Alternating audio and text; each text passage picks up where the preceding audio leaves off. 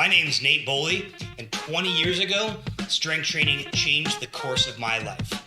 I built a gym here in Bend, Oregon from scratch that's helped over 1,500 people change their lives as well through strength training. If you want to change your life, head over to benstrengthwarehouse.com, hit the Start My Journey button, and let's chat. All right, guys, we'll see you there. Hey guys, welcome back to the podcast. This morning I have one of our members, Matt Allen, here, and we're just going to go into his journey in strength training and his sport that he does, which is road bike racing. And I'm just going to welcome him and let him go. So Matt, welcome to the podcast, and just give us a little brief about who you are. Great, thanks Nate. Happy to be here and excited to share a little bit about my journey. My name's Matt Allen, and I'm 41. Lived in Bend for a couple years now, moved in 2020. Been a member of Strength Warehouse since September, so about 7 months now ish. And my passion is road bike racing. Been doing it for going on a little over 20 years now. That's awesome. My job outside of cycling is my day job is data scientist. I've been in the software world for most of my career. And pretty cool. That probably goes hand in hand with like all the data stuff that you can find from road racing, right? Absolutely. That's actually how I got into software. Was I went to work for a small startup that was doing analytics for some of the connected devices. They were really early. Like for fitness type stuff? For connected devices for cycling, endurance sports, a company called Training Peaks. Mm-hmm. They actually own Train Heroic, which is an app that a lot of the members here use. I use it as well. Yeah. So, I got started in the data side of sports. So, awesome. I don't know. Yeah, people who know me understand that connection. I'm kind of an engineer-minded person. For sure. It's funny because I was a mechanic, so I'm kind of in the engineering mindset, but then when I'm like looking at stuff and I'm like, how did you guys, like engineers, how did you make this? And you didn't have us, like the part of it needs to be fixed in mind at all. Yeah. They have their own like, automotive stuff. They have their own things they have to abide by, right? Right. It's like cost and will it make it out of warranty? Right. Yeah. Okay, cool. So when did you decide to incorporate strength training into your life just to better yourself and your sport? Yeah, so I've dabbled in strength training over the years, but it's sort of come in and out. And I played high school football, played 2 years in college, and did a lot of strength training then. But I look back on that now and just see how misguided we were, and the coaching was just not there in terms of what we see today. And so I wish I knew half of what I know just from the last 6 months back then. But eventually got into the cycling world, and cycling in the last 20 years has been very scientific based, but there's still some old school mentalities to it. And I did some strength work and gym work through over the years, but it kind of came and went, and it was never a year-round thing. Sure. Since the pandemic, I turned 40, and I started. Things weren't recovering the same way as they were. Also, 20 years of being behind a desk, and being my main pursuit outside of work would be sitting on a bike, all hunched over. So everything is sitting down, hunched over, closed off. So I've got a lot of just compounding movement dysfunction to unwind, and that kind of all caught up with me, and I finally sort of bit the bullet and decided to address that, because I wasn't feeling as good when I woke up in the morning, and I wasn't moving as well, and just kind of had this ongoing sort of beat up feel, and I totally wanted that for sure. to take care of that. So see if you could address it at all. Yeah. That's awesome. Did you come to Strength Warehouse first, or were you somewhere else first?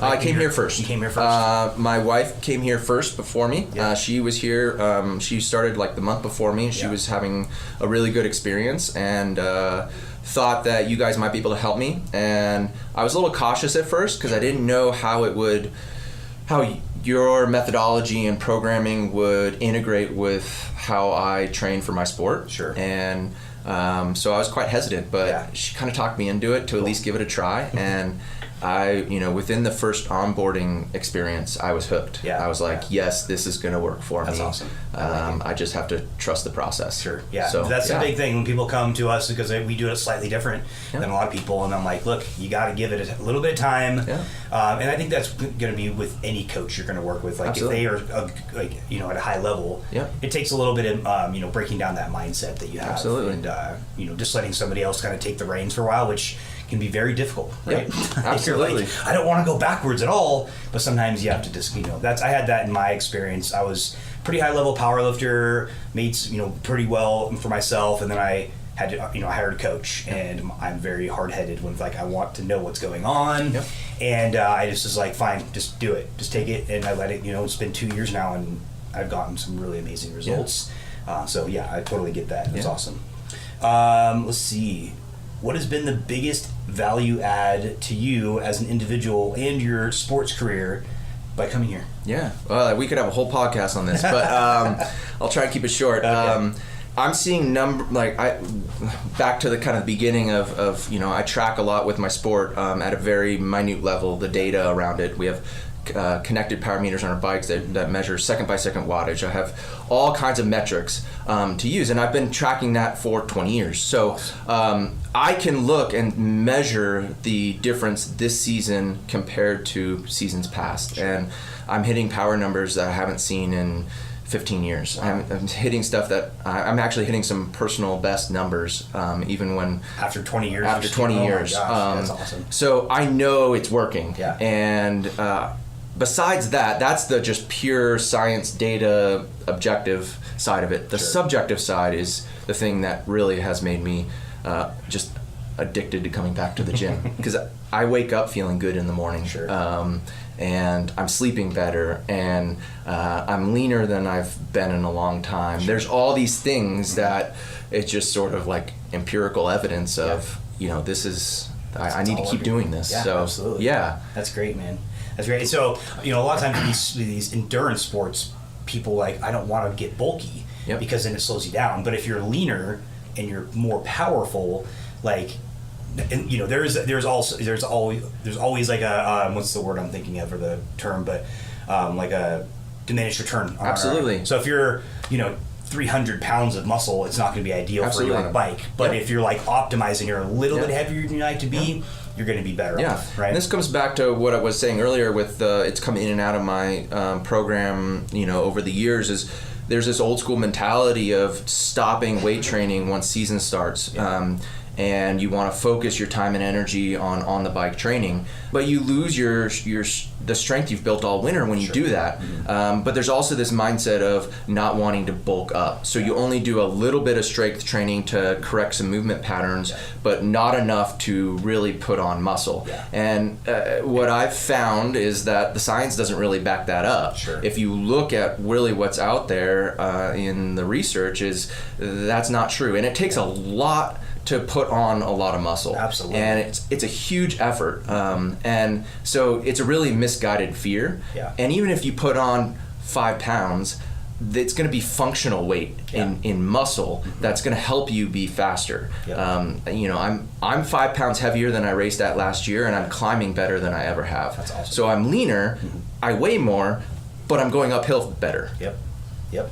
I tell this to people all the time, I don't want to bulk up. I'm like, please, if you do, let me know the secret, because I've been trying to do that for years. And I've done a pretty good job of that, but it's a very, very focused effort to get hypertrophy. And then, and a lot of what we do here is like a hybrid. We do strength first, and then we want some hypertrophy as well, because hypertrophy is good, but you don't want to completely focus on that unless you're going for that, aesthetic look. One of the main benefits that I've been with this program is connecting with 2 different coaches in the morning classes with Mike and JR, and really having a collaborative relationship with them. I can come in with particular things that I'm feeling, or sort of a hypothesis of something, and I can bounce ideas off of them, and They give me their perspective on it, all different tweaks to the program in the supersets. You know, I might put in a variation of something that's on the board instead of exactly what's on the board, because I know what my dysfunctions are, my corrective things are, what my goals are, and I can kind of own that and make those changes, but still stick to the methodology and the expertise that's in the room. Yeah, absolutely. So, no, I think that's great. You know, and you know a lot about your body, and not very many people have body awareness like that. So that's pretty awesome. You can do that, and then, you know, kind of use their knowledge to further what you're exactly looking to do. Yeah, that's awesome, man. We kind of touched on this a little bit. You said a while ago riders were only lifting preseason and would stop. Yeah. And I know that, so we went through our 90-day goal review, and you're like, hey, my season's coming up. And I was like, okay, let's dial back a little bit and like not hit a max effort lift or whatever. But what has been your experience in, I guess this is the first year that you're going to go all year, right? Yeah. Okay. So that was very much my mindset coming into this. And now that season has started, I've been shocked, but I've been proven wrong. Yeah. Like, you know, and like I can't see dialing back. Sure. Now my mindset, I'm still coming in 3 days a week unless I'm out of town traveling for races, but I'm still coming in 3 days a week. I am tweaking the program a little bit depending on things. Like, for example, I had a race this weekend over in Eugene on Sunday, so Friday was deadlifts. So I changed up the program just a little bit, knowing that I was racing in 2 days. But, you know, I went to the trap bar instead of the conventional deadlift, just to start from a little higher position. And then I still lifted fairly heavy, but I dialed back the sets a little bit and the reps a little bit. And that's been one of the main things of like really feeling the benefit of the potentiation effect of getting the brain and muscle connected. And having that benefit like right before competition. That's actually some of my best power numbers have come the day of or the day after a heavy lift. Really? Okay. That's awesome. And as long as it's not, you know, I'm used to that weight and it's not a movement I'm that's foreign to me, like I've been doing it regularly, then I don't get that, you know, the delayed onset muscle soreness, the DOMS, the like I can't get off the chair kind of thing. But the brain and muscle are like just online. They're ready to fire from that heavy movement, and so I like that's a big benefit. And no, it's awesome. And you know, that's one thing I like to tell, you know, everybody is like, hey, if you know you're gonna have a race or some kind of an event like a couple days before, like don't kill yourself. Because this is not. Depending on what your goals are. So my goals are like, you know, I want to be super, super strong and like get, you know, powerlifting numbers. But at the same time, if I have an event next weekend, I'm not going max effort lifting before I go into my competition. And so just having that knowledge and like kind of foresight to know what you're going to be doing. But actually in the past, so for me, powerlifting, we used to do max effort lifts week before competition and then do nothing until competition. And then recent years of studies being like, no, that's not really the way to do it. And so now we do a taper, basically. So it's like you do opener lifts, and then you kind of taper down to the meet. And I mean, people's numbers are just going through the roof, and you're feeling way better. I remember like not hitting anything for a week, excuse me, and getting under the bar and being like, this feels completely foreign, completely terrible, and then you're in your head, and so you're just like, oh, this is not good. So that's awesome to see that it's kind of translating to different sports as well. Absolutely. And I could only see that why that would happen, right? That's awesome. Where do you see strength training and the sport going in the future for like as a whole? So in the side of the sport of competitive cycling, road cycling in particular, I see more and more strength training coming in, and more of the research into sort of aging athletes is pointing towards the importance of strength training. Absolutely. And reading a book right now by Stephen Kotler called NAR Country, GNAR. And it's awesome. He's a neurologist researcher who's studied his whole career on the sort of science of flow, sort of the flow state. Flow state. Okay, awesome. He has a number of books on that, and you know he's talking about how like our perception of diminished athletic performance as we age is completely misguided. Sure. But a lot of it comes back to use it or lose it. Mm-hmm. And so we have to set ourselves up for a successful, later years. Yeah, and so as we get into even as early as our 20s, we can start doing things to set ourselves up for a long life of athletic performance. Man, I wish you could get into the minds of 20-year-olds and show them this, because it's exactly. Dude, when I was 20, that would have been like, nope, see you later. And so, strength training is a big piece of that. And the study after study after study is coming out to say how beneficial strength training is to essentially the antidote to our modern lifestyle of sitting still and being in front of screens and all these things. It's becoming so much more important, so much more valuable, because we spend a majority of our day doing nothing. Sedentary, so we have to subsidize that in some way. And not just move, but move in particular ways that allow us to have joint health and bone health, hormonal health, all these things, not just being able to pick up a heavy weight, right? It's not just the muscle strength. It's all the compounding pieces that come with that. Yeah, that's crazy, man. Yeah, you definitely are the person to talk to about this, for sure. You've done your research. I really like it. Cool. What would you tell somebody that was kind of on the fence or thinking about starting a strength training routine but just hasn't gotten, even potentially like some of the people that are in your group of racers? Yeah. If they were talking to you about it, and like, I don't know what would be like your key selling point on that. I mean, we've already kind of talked about it a little bit, but you're going to get faster is one of the things. Is let go of the kind of maybe your preconceived notions about what weightlifting is, what powerlifting is, and treat it as the best way to move better. Sure. And I would say also is just give it a try. Come in here, do the intro session. It's going to be worth your time and money, I promise. Absolutely. And really give it some time. The other thing is I would say is really come in with a growth mindset and a beginner mindset on it, and don't be frustrated when you can't pick up the weight or you can't do something.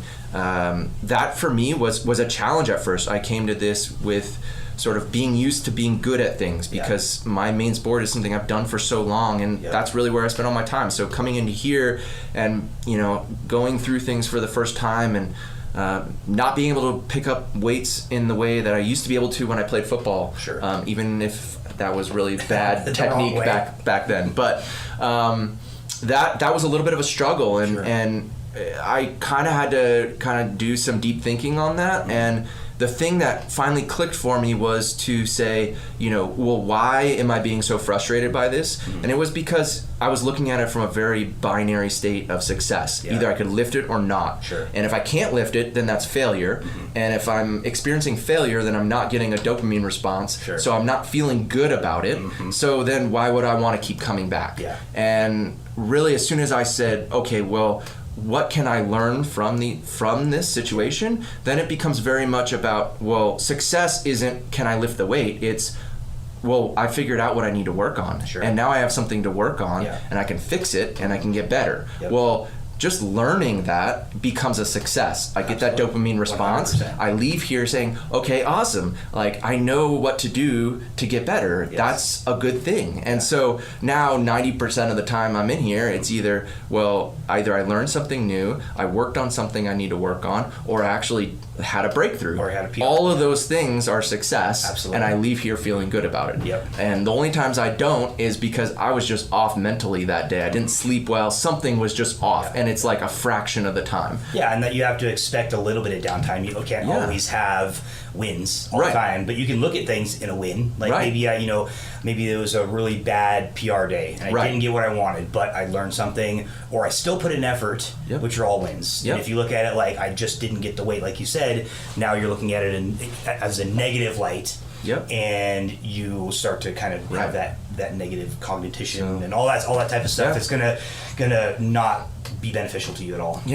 So just asking questions with the coaches, just really focusing on moving better, not lifting heavier weight. The weight will come, and absolutely. I know a number of people mentioned that when I was first coming here to the Strength Warehouse, and number of people here? Or, yeah. And the first few sessions, I was frustrated. Yeah. It was probably evident. And, I didn't internalize that at first. And so that would definitely be something I would recommend to people just coming in is just be kind to yourself. Don't be frustrated. Just focus on moving better, and you'll start peeling back the layers of the onion, and the weight will come. You'll be able to get stronger, but you have to move better first. 100%, yeah. And I think in today's society where everything's instantaneous, when somebody sees somebody else doing something, they're like, I really project this a lot. Like, don't worry about what they're doing, weight wise or whatever. Just focus on what you're doing, because that puts you in the again that scarcity mindset. The grass is always greener. Instead of just being like, hey, I've learned something. I'm moving better. I'm focusing on this. I will get better over time as long as I stick with it. And that's just you really have to kind of have that. I like that, the beginner's mindset in everything. I've had to learn that as well, because I used to come. I was in the automotive field for almost 17 years, and I've had every single certification under the sun. I've done all the training programs. I can fix any car out there that I have no problems fixing them. Come here and I'm like, I can't figure out Facebook ads. You know what I mean? Like the simplest thing, or I can't figure out how to do this or whatever. Just having that, like, okay, I'm just going to put in the work and just do what's necessary to, make it work. And if I never ever fail unless I give up. Absolutely. And that's that's the thing you got to really think about. Yeah, man. So when's your next race? 2 weeks. Okay. And then that'll be over in Portland. Okay. Most of the local racing in Oregon is over on that side of the mountains, so we got to drive a little bit for it. Okay. But my big race for the first half of the season will be in Wisconsin in 3 weeks. Cool. And that'll be an 11-day event, Cool. so it'll be gone for a while. That's awesome. So really looking forward to that. 11 days of riding? 11 days of criteriums. It's one of the bigger crit festivals in the country, so really excited about that. Do you ship all your bike and all that stuff? We'll fly with all that. Cool. And I race for Stages Cycling team, which is Stages Cycling is a power meter and indoor bike manufacturer, so I race for their factory team. So we have half the guys live in Colorado, where they're based. That's where I used to live. And then we have a few in Oregon as well. So we all will fly out there for that, meet out there, and do those races. That's part of a national point series. So where do you usually stand in that point series at the end of the season? We're doing really well right now. So cycling is a kind of weird dynamic of a team sport, but an individual wins. Got it. Okay. So it's highly team dynamic, highly tactical. Okay. So we have some guys placed well in the point standings right now. Okay. We had a big race for this point series in Sacramento a few weeks ago, and we did really well. Awesome. So there's multiple guys on your team all racing at the same time. Yes. And they can help set each other up to get into different. So it's kind of like NASCAR. Got it. Drafting is a big part of it. Yeah. And so you're using each other to everybody kind of has a role, almost like a position on the football field. That's great. And there's a lot of pattern recognition and seeing things and having to respond to them. Yeah. So we talk some in the race, but a lot of it is just knowing who's got what role and what's happening and kind of reacting to that. Do you guys train together at all? We do. Okay, cool. So one of my good friends is also a teammate. We've raced together for long time, and he also lives here in Bend. So Cool. I train with him a lot. Awesome. So. But as a team whole, you guys don't always train together. It's like pairs. We did a training camp down in Arizona at the end of February, but only about half the guys were able to make it. Everybody's got day jobs. We're just absolutely we're pretend professionals. We don't actually make any money at this. This is just old guy bike racing. That is but it is our main passion, and we spend a lot of time and energy on it. Absolutely. And then I was lucky enough to be able to take a vacation to Spain in March, and a number of us went all together, rented a big villa, and all our spouses ride too. So it was there was 8 of us, and we did like 2 weeks of hard training in Spain. So that's really cool. We do train together, but it's sort of like these trips that we go do. Sure. That's cool. Yeah. I'm sure you guys talk and stuff like that on the off time, and like, hey, this is what we're doing or whatever. Absolutely. So when you get on the track, it's kind of like a well-oiled machine, and everybody kind of knows what's going on. Absolutely. And, yeah, that's really cool, man. Yep. We actually use we connect little GoPros to our bikes for races and record it, so it's like game film. Sure. So we can go back and watch those and talk strategy and tactics. tactics. In the wintertime, you guys have like virtual stuff. Absolutely. Okay, Yep. Awesome. So we do indoor riding. That's through a platform called Zwift, which is it's almost like turns your indoor bike into a video game. That's awesome. And there's actually world championships for that. Really? There's a whole it's part of the UCI, which is like under the Olympic umbrella. Okay. So it's the governing body for the sport inside of the Olympic umbrella. Interesting. And so there is esports racing that's part of the UCI. Sure. So we do an amateur league of that in the winter. That's a lot of fun. It's sort of like, I don't know, indoor bike racing beer league. Like, I mean, it's really hard, and you're sort of riding your face off. But it's a lot of fun. So. Yeah. And we'll be on video calls while we're doing that, so it's very much a social thing. Oh yeah, totally. You can see each other's like faces. Oh yeah, and stuff. yeah. So we'll get on Discord and have a video call going while we're doing that. So we'll do like an hour warm up together where we're all kind of BSing and making up our excuses and all that kind of stuff, and then we'll do the race. And so that's every Tuesday night through the winter. Nice. So yeah, it's a lot of fun. Cool, man. Yeah. Well, maybe I'll have to have you sit down with our coaches and us and make some type of because I road. All biking is super huge in Bend, and figure out some kind of like program specifically designed for like some bike guys. Absolutely, that'd be really cool. Absolutely, I really enjoy that. And I've actually been a professional coach for cycling for the last 16 years. Awesome. It's been a side gig for me all that time, but I do have experience with that. Sure. And so I'd be happy to. Okay, let's do that. Let's get together and chat about how that would work. Absolutely. All right, man. Well, our time's up here. Is there anything else you'd like to kind of shout out there? What was that your team, they have social media presence? They do, yeah. Stages Cycling. You can find them across all the platforms. I'll tag them in the post and that type of stuff. But I really appreciate you, man. I think it's awesome what you're doing here, and I'd love to have you on again after maybe the season and see how it all went. Absolutely. All right, man, absolutely. Cool. Thanks, guys. I appreciate you guys coming in today and listening to us and following us as usual, and we'll catch you on the other side. Thanks for joining us on the Go Heavy or Go Home podcast today. We hope you got a lot of value and had a ton of fun. If you guys want to learn a little bit more about what we do, or just have a ton of resources at your fingertips, head over to benstrengthwarehouse.com and hit the Start My Journey button.